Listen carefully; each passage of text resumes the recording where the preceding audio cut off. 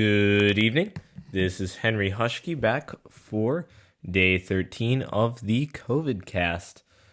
So, if you're a new listener, my name's Henry Hushke. I am a 17-year-old junior at living in Traverse City, which, if you don't know where Traverse City is, it's on the northwestern lower peninsula of Michigan, or it's in the northwest of the lower peninsula in Michigan, in kind of a rural area. And I'm coming to you today to talk about the coronavirus pandemic. The day is March 26th, Thursday, March 26th, 2020. Today's cast is going to be a little bit shorter, just because I have not had a ton of time today. But we're basically just going to be going over the virus. And let's just say that 13 is a very, very appropriate number for today. Very unlucky today. Some things happened that are not good at all. And so, if we go to the Johns Hopkins COVID case tracker, which, again, for long-time listeners, you'll know. But for anyone new, basically, Johns Hopkins has been compiling cases since the very start of the pandemic and has this really great mapping system and has some interesting data that you can check out. And you can basically just see the progression of the virus. So currently, as of recording, there are 529,093 total confirmed cases of coronavirus across the globe. Based on what we know about testing, there's definitely over 1 million cases at this point. Today, very negative news on many fronts. Starting with where I'm at here in the United States, as of yesterday, there were 65.8 thousand cases. As of recording right now, the U.S. has, achieved the infamous or dubious title of the country with the most cases out of any country on Earth, with 83,507 cases. So, and we still are probably going to get reports in from California and Washington. So today might be a 20,000 case increase in cases today, which is really, really horrible. It's already at 17,000 right now. So, yeah, the United States is looking just appallingly bad. We are soaring on the charts. I mean, we talked so much about the idea that our testing capacity was really limiting the cases, and it was 100% doing so, because as we've expanded our testing capabilities, just the number of cases we found is what we expected, but when it actually happens, like when it's actually happened and we actually see it, it's pretty frightening and pretty terrible, the fact that it was really true. So today in Michigan, yesterday there were 506 new cases in Michigan. For those of you who are in Michigan here, as of today's new numbers, we now have 564 new cases, for a total number of cases here in Michigan now of 2,856 cases with 60 deaths now.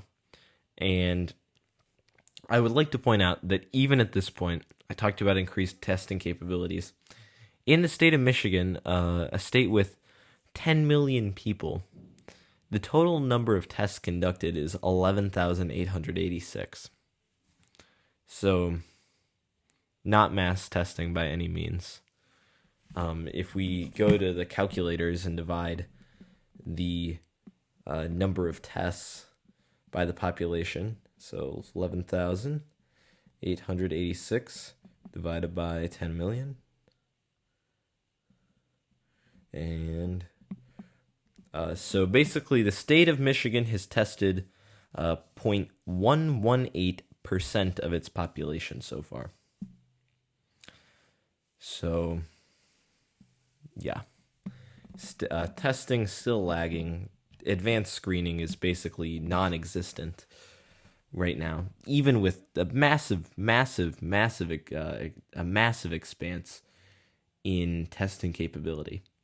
So, very discouraging numbers, even just in my state. New York continues to struggle, although I do believe that out of any state, they probably will be close to out of this first, but I don't know. I would just like to say that I believe, just in terms of the U.S. response, it continues to be absolutely negligent, and really setting a poor standard for how we should respond to these things. One case that I'd like to point out is the state of Mississippi. Their governor in Mississippi basically said, because Mississippi has 485 cases of coronavirus right now that they've found, and I believe 5 or 6 deaths. Anyways, lots of local areas and local towns began shutting down restaurants, that sort of thing, introducing these local stay-at-home orders. Which, of course, just having local places do stay-at-home orders is absolutely ridiculous because, I mean, within a state, people travel between county lines 24/7. I mean, when we used to live in Florida, I used to cross 2 county lines to go to school. I mean, county lines don't mean anything, really. They're very weak in terms of just where people go.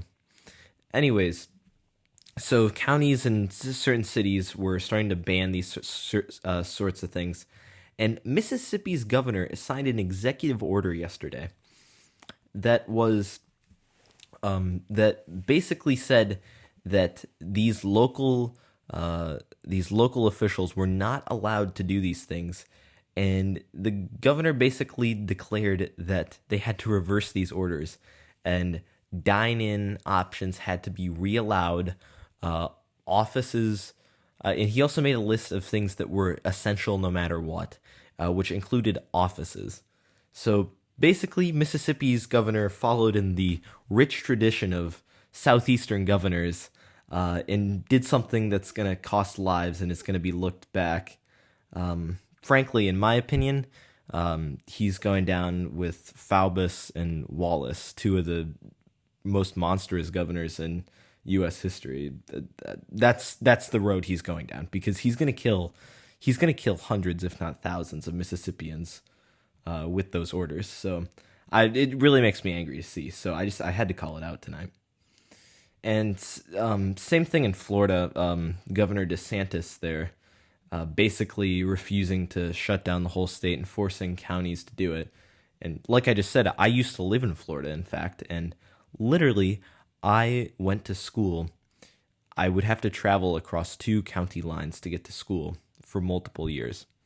So the idea that different counties, the only way to stop a public health crisis is to have uniform action, because otherwise all you'll do is just waiting for it to spread to the next place.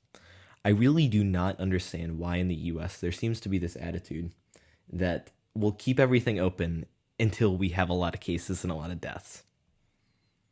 I mean, that is literally basically the policies of the U.S. right now.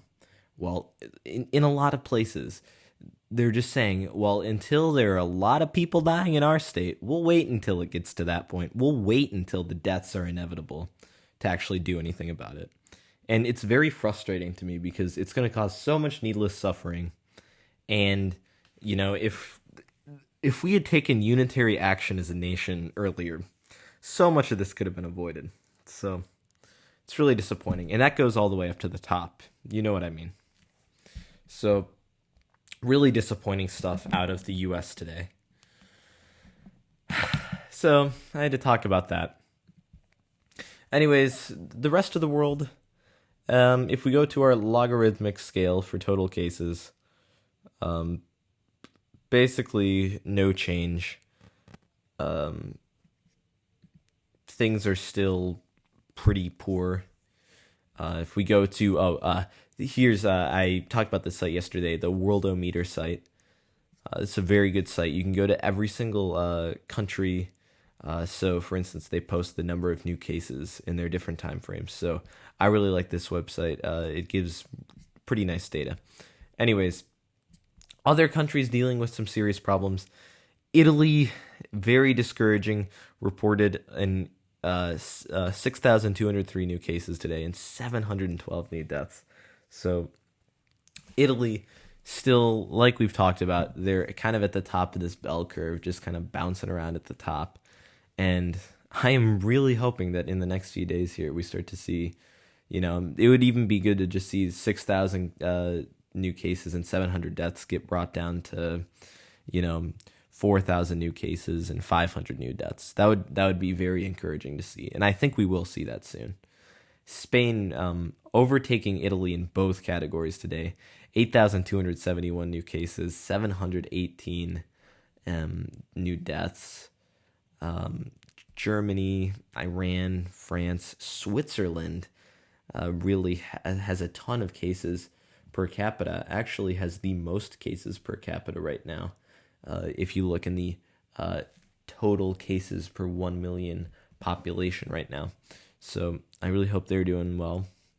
I hope they're hanging in there. So we just continue to see a lot of problems here. Now, there is kind of a novel development that's occurring. Well, it's not really that novel, but there's a development that's occurring that is very, very worrying. In Australia and Brazil, we're starting to see a ramping up of cases. Now, there had been a lot of talk at the very beginning of this pandemic about maybe this being a seasonal virus. And there kind of hasn't really been any evidence, and I think it's kind of irresponsible to have any idea of this being a seasonal virus as to try to use that as like a way to ease our minds. I feel like there've been so many times throughout this pandemic where people have kind of tried to calm people down, and maybe it's just made the situation worse at the end of the day. But maybe some potential evidence for the seasonality of COVID. Australia and Brazil have really started to ramp up their case numbers, reporting 320 cases in Australia today and 431 in Brazil today. And they're starting to enter their fall season right now. So we may see this virus start to transition to the southern hemisphere. So we should be looking for that in the future, and that might be something maybe good news for us in the short term, but as we start to get to the end of winter here and get into spring and summer soon. But also bad news, because before a vaccine comes out for this, we will get to fall and have a whole nother winter. So something to look out for. Yeah. So today was a pretty down day, but if you remember, tomorrow, day 14 of the COVID cast, is our weekly Fun Day Friday. So don't fret that tonight was a little sad. It's bad stuff happening out there. Lots of bad stuff. I'll just add this. My dad has now officially seen his first COVID patient. So that's just another development. So lots of things happening. The virus is pretty relentless when you don't fight against it with extreme measures. So we're going to keep fighting. And remember, we're in this for the long haul. Anyways, now that I've depressed you all, again, sorry. Tomorrow, Fun Day Friday. Look forward to that. We're going to be going over some things, playing some games, doing some who knows what. For now, that's all I have for you tonight. I hope you have a thoughtful, thankful, and sanitary and healthy Thursday.